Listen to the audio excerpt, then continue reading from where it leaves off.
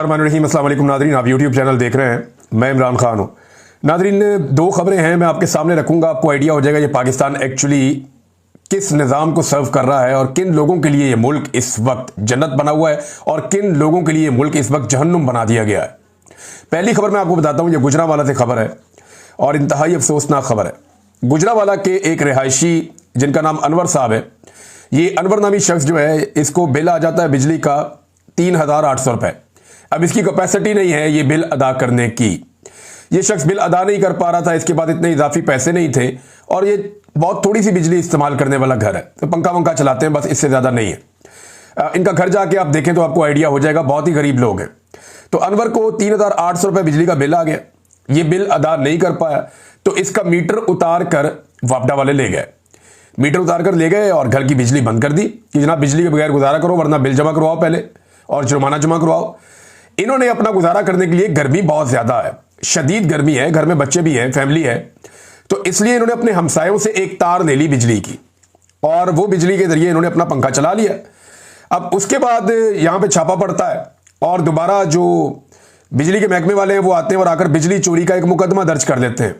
Police आती है, जो वालिद है अनवर, उसे गिरफ्तार करके ले जाती है और 28 तारीख को मुकदमा दर्ज हुआ गैपको में और फिर उठाया और उठा के इसके जो घर का बड़ा है अनवर, उसको गिरफ्तार करके ले गए और 30,000 रुपया जुर्माना कर दिया। कुछ लोग कह रहे हैं जी 50,000 रुपया जुर्माना कर दिया कि जनाब पहले जुर्माना अदा करोगे फिर तुम्हारे बाप को हम थाने से छोड़ेंगे। उसके ऊपर बहुत सख्ती की, इसके बेटे को पकड़ा, उसे धमकाया।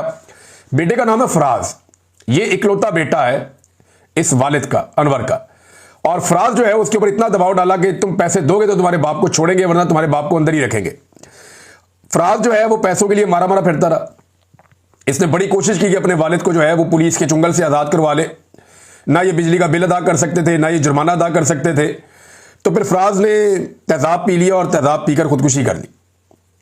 ये सारी बात खुल गई। इसकी खुदकुशी के बाद ये है जनाब एक पाकिस्तान, आम आदमी का, गरीब आदमी का पाकिस्तान। अगर वो 3,800 रुपये बिल अदा नहीं करेगा तो उसे निशाने इबरत बनाया जाएगा, मुकदमा दर्ज करके जेल में डाला जाएगा, मीटर उतार कर ले जाएंगे और उसे गर्मी में जिंदगी गुजारने पर मजबूर किया जाएगा। आम आदमी है ना, इसके लिए कोई मुराद नहीं है, कोई सब्सिडी नहीं है, कोई इसके लिए हकूक नहीं है। आम आदमी का पाकिस्तान ये है। अंदाजा करें आप कि कितना परेशान किया होगा उस नौजवान को इस निजाम ने कि उसने खुदकुशी कर ली कि यार मेरा बाप ऐसे तो छूट नहीं सकता। कितनी बेबसी है उसकी, कितनी बेबसी है उसकी। और ये वो लोग हैं जिनसे वादा किया गया था कि 300 यूनिट तक बिजली, वो शक्लें याद है ना आपको, मेकअप वाली शक्लें, बिलावल की बहन की, मरियम की, ये बाकी सारों की, ये हमजा की, ये सारे वादे करते थे जाके जलसों में खड़े होकर दोनों खानदान कि 300 यूनिट तक बिजली हम मुफ्त देंगे। आपका बिल आया करेगा, उसके ऊपर लिखा हुआ करेगा कि आपका बिल हुकूमत ने अदा कर दिया। ये वाली नौसरबाजियां करके ये इक्तदार में आए और जिन लोगों पे ये इक्तदार में है उनके साथ आज क्या कीड़ों मकोड़ों वाला सलूक कर रहे हैं, कितना जुल्म और जबर हो रहा है। पाकिस्तानियों को इस जुल्म के खिलाफ खड़े होना पड़ेगा, आज नहीं तो कल। गरीब आदमी को इन्होंने पीस कर रख दिया। अमीर आदमी की हालत क्या है, जरा ये हफीज पाशा साहब का स्टेटमेंट आप सुनिए। और ये स्टेटमेंट जो है ये कोई ऐसे नहीं है कि यहां से उठाया और जो दिल किया वो बोल दिया, नहीं। ये स्टेटमेंट आता है बैनुल अक़वामी इदारों की रिसर्च के बाद। ये आदादोशुमार जो है ये मुसद्दका आदादोशुमार है जो वो बताते हैं। वो ये कहते हैं कि 3 साल पहले तक पाकिस्तान के अंदर जो ज़खायर थे हुकूमत के वो 17 अरब डॉलर्स तक थे, लेकिन पाकिस्तान में पैसे का एक बड़ा हिस्सा खर्च कर दिया जाता है अशराफिया पे। जो पैसा वो बता रहे हैं 4,500 अरब सालाना मुराद दी जाती हैं। और ये मुराद किनको मिलती है? बड़े बड़े जागीरदारों को, जो एलीट तबका है, फौजी एलीट, बड़े बड़े फौजी अफसरान, ये उनको जाती है मुराद। बड़े बड़े बिजनेसमैन, ताजर और बड़े ब्यूरोक्रेट्स, ये इनको सारी की सारी मुराद जाती हैं और ये अमाउंट है 4,500 अरब सालाना। ये हफीज शेख साहब बता रहे हैं। एक तरफ 3,800 रुपए, एक तरफ 4,500 अरब सालाना। उधर जान चली गई एक आदमी की और इधर इनकी मौजें ही खत्म नहीं हो रही। इनके कंट्रोल में निजाम है तो ये सारे निजाम के जरिए से अपने लिए मुराद और फायदे निकालते रहते हैं, घड़ते रहते हैं। तो मौजें लगी हुई हैं अशराफिया की इस मुल्क के अंदर। और गरीब आदमी को ये कीड़े मकोड़ों की तरह रखते हैं और कहते क्या है कि जनाब नहीं, हम तो अवाम के साथ हैं, हमारे दिल अवाम के साथ धड़कते हैं, हम तो अवाम के लिए जीते मरते हैं। मियां साहब जनाब मीटिंग से उठकर चले गए जब पेट्रोल की कीमत बढ़ी, जब बिजली महंगी करने की बात हुई तो मियां साहब नाराज हो गए। भाई किधर नाराज हो गए? वहीं बैठा हुआ है, वही बात कर रहा है। ये सारे रल के कौम का खून चूस रहे हैं और कुछ नहीं। नाज़रीन, यहां पे एक और मेरे पास खबर आई है और इसके साथ ही जुड़ी हुई है। लंडे में जो कपड़े मिलते हैं ना, पाकिस्तान के हर शहर के अंदर ये लंडा बाजार है। बाहर से जो कपड़े लोग इस्तेमाल करके फेंक देते हैं वो सस्ते में मिल जाते हैं, और लंडा बाजार के अंदर जो है वो कपड़े मिल जाते हैं। गरीब लोग जाते हैं, बहुत सस्ते वो खरीद लेते हैं। तो लंडे में आने वाला जो माल है उसके ऊपर टैक्स बढ़ा दिया गया। हुकूमत ने कहा गरीब आदमी को कोई चीज सस्ती नहीं मिलेगी, लंडे की मसनूआत के ऊपर टैक्स को बढ़ा दो। बढ़ाने का मकसद पता क्या होता है? दो मकसद होते हैं। एक तो ये यहां से हुकूमत पैसा बनाती है, दूसरा लंडे का माल महंगा होता है तो लोग मजबूरन जो है वो फिर नई चीजें खरीदते हैं, और नई चीजें खरीदते हैं तो सनतकारों का, सरमायाकारों का फायदा होता है। तो ये लंडे का माल महंगा कर दिया जो गरीब आदमी खरीदता है। स्पोर्ट्स कार, जो स्पोर्ट्स गाड़ियां हैं ना, कीमती गाड़ियां, बहुत कीमती गाड़ियां जो शशके के लिए अमीर लोगों के बच्चे खरीदते हैं, एलीट क्लास के बच्चे जो स्पोर्ट्स कार्स खरीदते हैं, उनकी ड्यूटी में 40% तक कमी कर दी गई एक खबर के मुताबिक। अब आप अंदाजा करें, यह पाकिस्तान का निजाम चल रहा है कि जो लंडे का कपड़ा गरीब आदमी पहनेगा उसे करो महंगा, जो स्पोर्ट्स कार अमीर आदमी का बच्चा चलाएगा उसे करो सस्ता। यह है जनाब पाकिस्तान के अंदर एक नहीं दो पाकिस्तान की वादे मिसाल। एक चीज और नाज़रीन मैं आपके सामने रखता हूं, पाकिस्तान के अंदर जो है वो एलएनजी का एक बड़ा सीरियस इशू खड़ा हो गया है और यह इशू कंट्रोल नहीं हो रहा। इशू यह है कि पाकिस्तान ने जो मुआहदे किए, नवाज शरीफ साहब वगैरह ने, वो महंगी एलएनजी के मुआहदे कर लिए, और वो एलएनजी पाकिस्तान कतर से मंगवाता है, और वो एलएनजी जो है वो इजाफी अब पाकिस्तान मंगवा रहा है। देखिए ना, पाकिस्तान में फैक्ट्रियां बंद हो रही हैं, मिलें बंद हो रही हैं, तो ये गैस कहां इस्तेमाल होगी? अब ये जो इजाफी एलएनजी है ये पाकिस्तान के लिए दर्द सर बन गया है। हुआ ये है कि पाकिस्तान को इंपोर्ट शुदा इजाफी एलएनजी के मसले का सामना है, खपत नहीं है। उसके बाद कतर से खरीदी गई 3 इजाफी एलएनजी शिपमेंट्स इस वक्त मौजूद हैं, और इजाफी गैस के मसले का अगर कोई हल पाकिस्तान ने ना निकाला तो जो गैस पैदा करने वाली कंपनियां हैं उन्हें लगभग 38 करोड़ डॉलर्स, यानी तकरीबन ये 100 अरब रुपया बनता है, तो 100 अरब रुपए का उन्हें एक साल में नुकसान हो जाएगा, यानी सालाना नुकसान 100 अरब रुपए का। ये नाज़रीन इन्होंने पाकिस्तान के साथ किया है। ये खबर जो है वो ये दुनिया न्यूज़ ने भी छापी है। और देखिए ना, इन्होंने इजाफी एलएनजी मंगाई थी, इन्होंने पाकिस्तान में बड़ी फैक्ट्रियां लगेंगी, ये होगा वो होगा। इमरान खान साहब के दौर में तो चल रही थी, फुल कैपेसिटी पे सारी फैक्ट्रियां चल रही थी, तो वो इतना जबरदस्त तरीके से प्रोडक्शन हो रही थी कि ये सारी गैस इसकी खपत हो सकती थी। आज क्या है, ज्यादातर फैक्ट्रियां बंद हो गई हैं, मिलें बंद हो गई हैं, गैस का इस्तेमाल नहीं है, आपने पहले से बुक की हुई है, वो गैस आके आपके पास पड़ी हुई है। अब आप उस गैस का क्या करेंगे? क्या करेंगे उस गैस का? आपके पास तो इस्तेमाल ही कोई नहीं है। तो जो कंपनियां हैं उनका पैसा जाया हो रहा है। 100 अरब रुपए सालाना पाकिस्तान को यह टीका लग रहा है, सिर्फ इसलिए कि पाकिस्तान में ऐसे नकम्मे, नाअहल और अजीबोगरीब किस्म के नौसरबार इक्तदार में आ गए हैं, जिनके आने के बाद से लेकर अब तक किसी किस्म की खैर की खबर पाकिस्तान में नहीं आई।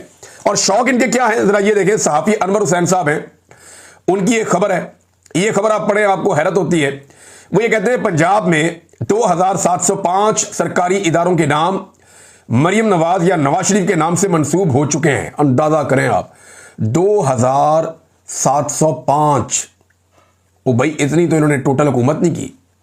यानी अगर आप रोजाना की बुनियाद पे आप देखें, 40 साल से ये खानदान इक्तदार में ही आ रहा है, लेकिन आप अंदाजा करें कि 2705। खुद पसंदी की इंतहा चेक करें आप, इनकी बेशर्मी की इंतहा चेक करें आप, ढिटाई की इंतहा चेक करें आप, कि अवाम का पैसा लग रहा है, गरीब आदमी का पैसा खर्च हो रहा है, और प्रोजेक्ट्स जो है उनके नाम रखे जा रहे हैं बाप बेटी के नाम के ऊपर, और बाप बेटी ने इन प्रोजेक्ट्स के अंदर 1 रुपया नहीं लगाया हुआ। भाई कौम का पैसा लगा हुआ है, इसमें कमीशन ये लोग अलग खा जाते हैं बेशरम, और नाम भी अपना ऊपर लगा देते हैं। जनाब कमीशन तो आपको पता पूरा निजाम खाता ही है, और नाम अपना ऊपर, फोटो अपनी चिपका देते हैं हर प्रोजेक्ट के ऊपर। तो 2705 सरकारी इदारों के नाम मरियम नवाज या नवाज शरीफ के नाम से मंसूब हो चुके हैं। इनकी तज़ीनो आराइश और बहाली और तामीर पर सरकारी खजाने से अरबों रुपए के फंड्स लगे हैं। मकसद इमेज बिल्डिंग और पार्टी बयानियां प्रमोट करना है। यह सहाफी अनवर हुसैन साहब की खबर है। तो ये जनाब इनकी तरजीहात है, और ये सब कुछ उस वक्त हो रहा है जब कराची के अंदर कारोबारी हजरात बैठे सर जोड़ के, और वो इस हुकूमत को कह रहे हैं अल्लाह का वास्ता हमारी जान छोड़ दो। वो फील्ड मार्शल को आवाज़ें दे रहे हैं, क्योंकि सारे इख्तियारात ही फील्ड मार्शल के पास है। वो फील्ड मार्शल आसिम मुनीर को आवाज़ें दे रहे हैं, जनाब आप 2 मरतबा आए थे हमें मिलने के लिए, आपने आके कहा था कि पैसा पाकिस्तान में लेकर आओ, आपने अगर कहा था कि पाकिस्तान को जरूरत है, तो हम तो पाकिस्तान के लिए खड़े हैं, लेकिन ये जो हमारे साथ हुकूमत कर रही है इसके नतीजे में तो हम बर्बाद हो जाएंगे। बल्कि उन्होंने यहां तक कहा कि ठीक है, आप हमसे पैसा इकट्ठा कर लें, जिस तरह आप हमें निचोड़ना चाह रहे हैं, हम ये फैक्ट्रियां बंद करके सारा कुछ पाकिस्तान छोड़ के चले जाएंगे। तो अब सरमायादार भी इनको धमका रहे हैं, क्योंकि ये जब टैक्स इकट्ठा करने की बारी आती है तो सरमायादार को तो बहुत तकलीफ होती है। गरीब आदमी तो ये टैक्स लगाते हैं, लंडे वाले टैक्स के ऊपर कोई नहीं बोलेगा। घी के ऊपर, आटे के ऊपर, चीनी के ऊपर, पेट्रोल के ऊपर, कुछ भी हो कोई नहीं बोलेगा। लेकिन जैसे ही अशराफिया के ऊपर हाथ डलेगा तो आप देखेंगे कि रोला पड़ जाता है पूरे मुल्क में। नाज़रीन, एक और खबर है और इमरान खान साहब के हवाले से। अलीमा खान साहबा ने ये स्टेटमेंट दिए हैं, ये स्टेटमेंट्स मैं आपके सामने रख देता हूं। अलीमा खान साहबा कहती हैं कि इमरान खान साहब को अब कहा जा रहा है कि 9 मई को आप कबूल कर लें और थोड़ी सी सजा हम आपको दे देंगे, वो आप काट लें और आपको छोड़ देंगे, आप सीसीटीवी भूल जाएं और ये हुकूमत चलने दें। लेकिन इमरान खान डटे हुए हैं। मैं आपको बता दूं क्या है। इमरान खान साहब को यह ऑफर दी गई है कि आप 9 मई को कबूल कर लें, उसके ऊपर थोड़ा सा पशेमानी शो कर दें। ये आप ना कहें कि सीसीटीवी फुटेज निकाल कर लाओ और जुडिशियल इंक्वायरी करवाओ और पता करवाओ कि 9 मई में कौन मुलविस था। ये सारी चीजें आप भूल जाएं, इनको आप छोड़ दें। आप एक काम करें, आप इनको तस्लीम कर लें, हम आपको एक सजा दे देंगे। जितना अरसा आप जेल में रहे हैं वो ये आपकी सजा हो जाएगी और फिर आपकी रिहाई हो जाएगी। तो विन विन सिचुएशन हो जाएगी एस्टेब्लिशमेंट के लिए भी, क्योंकि एस्टेब्लिशमेंट ने ये सारा खेल खेला हुआ है। तो इमरान खान साहब डटे हुए वो नहीं मान रहे, लेकिन इसमें रिहाई मिल जाती है ना उन्हें। अगर 2 साल की सजा होती है इमरान खान को, 2 साल से तो वो पहले ही जेल में है, 2 साल से तो वो पहले ही जेल में है। अगर 2 साल की या 3 साल की सजा हो जाती है तो इमरान खान साहब तो फौरी तौर पर रिलीज हो जाएंगे। लेकिन उसके लिए उन्हें 9 मई तस्लीम करना पड़ेगा, जो इमरान खान साहब नहीं कर रहे। अलीमा खान ने यह भी बताया कि पाकिस्तान तहरीक इंसाफ की क़यादत ने बड़ा जबरदस्त प्लान तैयार किया है। 10 मुहर्रम उल हराम के बाद उसका ऐलान होगा एहतजाजी तहरीक के हवाले से। और मैंने आपको पहले बताया कि अब पूरे पाकिस्तान के अंदर एहतजाजी तहरीक चलाने जा रहे हैं। अगर पाकिस्तानियों ने, क्योंकि पाकिस्तानियों ने बहुत बर्दाश्त कर दिया ना, 70 साल से बर्दाश्त करते चले आ रहे हैं और ये 3 साल के अंदर तो बर्बरियत की इंतहा कर दी गई है। तो पाकिस्तानियों ने इतना बर्दाश्त कर दिया, अब पाकिस्तानियों के पास एक मौका है। अगर सारे पाकिस्तानी अपने घरों से बाहर निकल आए, सारे पाकिस्तानी, अगर सारे पाकिस्तानी, मैं अगर कल इसलिए इस्तेमाल कर रहा हूं कि पाकिस्तानियों का पता कोई नहीं होता, निकल आए तो निकल आए, ना निकले तो ना निकले। अगर सारे पाकिस्तानी अपने घरों से बाहर निकल आए और 3 दिन तक के लिए सब कुछ जैम कर दिया, यानी आप अपने अपने घरों के बाहर आकर बैठ गए हैं, तो कोई आपको जबरदस्ती आपके घर के अंदर तो नहीं घुसा सकता। आपके घर के बाहर जो भी शारा है, जो भी सड़क है, आप वहां आकर बैठ गए, सारा निजाम रुक जाएगा। अगर आप सारा निजाम रोक देते हैं तो ये एस्टेब्लिशमेंट आपके पैरों में गिर जाएगी और आपसे कहेगी बताएं हम क्या करेंगे, आप राजी हो जाएंगे। फिर कौम अपनी बात मनवा सकती है, अपना मैंडेट वापस ले सकती है। ये एक आखिरी ऑप्शन है, एक तगड़ा ऑप्शन है। और सड़कों के ऊपर इमरान खान साहब ने कहा था फैसला होगा, क्योंकि अदालतों से कोई उम्मीद नहीं है, पार्लियामेंट से कोई उम्मीद नहीं है। हालात ये है कि पहली मरतबा तारीख में ये हुआ, ऐसा कभी डिक्टेटर्स के दौर में नहीं हुआ। ऐसा तो बदतरीन डिक्टेटर्स ने भी नहीं किया जो इस मरतबा ये पंजाब हुकूमत कर रही है। स्पीकर पंजाब असेंबली जो है वो जाते हैं मलिक अहमद खान और जाकर चीफ इलेक्शन कमिश्नर को मिलते हैं, बाहर निकलकर मीडिया को बताते हैं कि जनाब ये 26 लोग जिनको मैंने निकाला है असेंबली से, जिनकी मैंने मुअत्तली की है, इनको हम अब पक्का फारिग करने जा रहे हैं, ये एमपीए नहीं रहेंगे, इनके खिलाफ रेफरेंस दायर कर रहे हैं इलेक्शन कमीशन ऑफ पाकिस्तान में। बजट के मौका पर एहतजाज होना हमेशा से एक रवायत है और सारी पॉलिटिकल पार्टीज एहतजाज करती हैं बजट के मौका पर। लेकिन क्योंकि मरियम नवाज की किसी किस्म की वो तरबियत नहीं है ना सियासी, तो वो तनकीद बर्दाश्त नहीं कर सकती, तो वो इसको दिल पे ले गई है कि जी मेरे ऊपर तनकीद हो गई, मेरी मौजूदगी में मेरे खिलाफ नारे लग गए, तो अब वो कह रहे हैं जी 26 अरकान जो है इनको हमने इनकी रुकनीत ही फारिग करवा देनी है, इनके हल्कों में हमने दोबारा इलेक्शन करवा देने। तो इस चक्कर में पड़ गए। ऐसा कभी डिक्टेटर्स के अदवार भी नहीं हुआ जो घटिया हरकतें ये लोग कर रहे हैं। इमरान खान साहब ने भी ताजरों की तरह या डोनाल्ड ट्रंप की तरह वही बात की अपनी बहन से। उन्होंने कहा जी कि आखिरी जो इमरान खान साहब ने मुलाकात की है उसमें उनकी बहन ने बताया कि इमरान खान ने कहा बात करनी है तो जाके फील्ड मार्शल से बात करो। शहबाज शरीफ के पास कोई इख्तियार नहीं है, सारे इख्तियारात फील्ड मार्शल के पास हैं, उससे जाके बात करो और मुल्क की खातिर बात करने के लिए मैं तैयार हूं, मुझे कोई डील नहीं चाहिए। देखिए पहले दिन से इमरान खान साहब एक बात करते हैं कि डील नहीं चाहिए, मैं कोई डील नहीं करना चाह रहा, मुझे जेल में रखना रख लो। इमरान खान ने खुद कहा कि मुझे कैद ज्यादा अजीज है गुलामी से, यानी मैं तुम्हारी गुलामी करूं इससे बेहतर है कि मुझे तुम कैद में डाल दो, मुझे कैद ज्यादा बेहतर लगती है गुलामी की निस्बत। ये तो इमरान खान का विजन है, खुलकर वो ये बात करते हैं। लेकिन वो बात क्यों करना चाहते हैं? बात इसलिए करना चाहते हैं मुल्क का पट्टा बैठ गया है, मुल्क का बेड़ा गर्क इन्होंने कर दिया।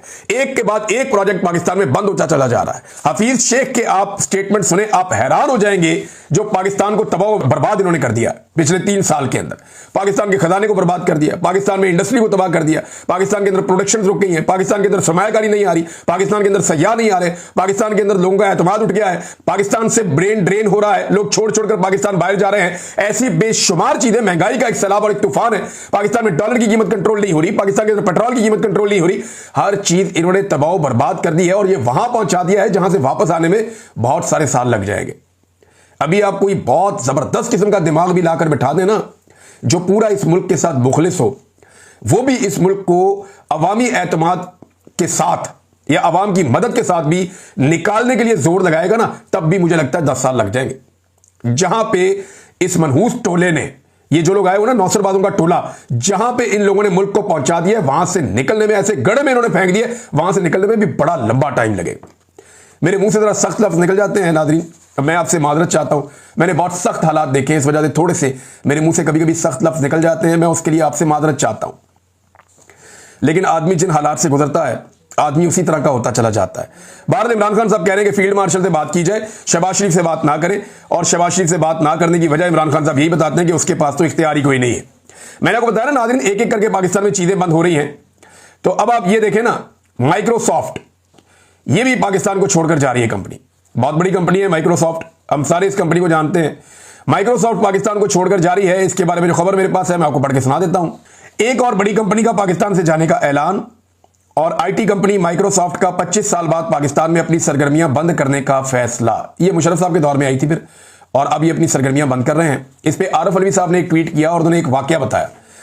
उन्होंने कहा जी कि ये ऑपरेशन बंद करने का उन्होंने फैसला किया 2022 में फरवरी में, जब इमरान खान साहब की हुकूमत गिराई गई, तो उससे 2 माह पहले बिल गेट्स ने पाकिस्तान का दौरा किया और मुलाकात की आरिफ अलवी साहब से। वो ये कहते हैं मैंने उन्हें हलाल इम्तियाज से नवाजा भी, और दफ्तर के बाहर हम लॉन में बैठे हुए थे तो मैंने उनसे कहा पाकिस्तान में इन्वेस्टमेंट के हवाले से, तो उन्होंने बड़े एतमाद के साथ बताया कि इमरान खान साहब से हमने रब्ता करवा दिया है, और माइक्रोसॉफ्ट की CEO सत्या नडेला के दरमियान हमने कॉल का बंदोबस्त किया है। फिर उन्होंने मुझे कहा कि आप खामोश रहिए, बस सारी चीज़ें तैयार हैं, 2 माह के अंदर वजीर आजम और मैं पाकिस्तान में माइक्रोसॉफ्ट की बड़ी सरमायाकारी का ऐलान करेंगे।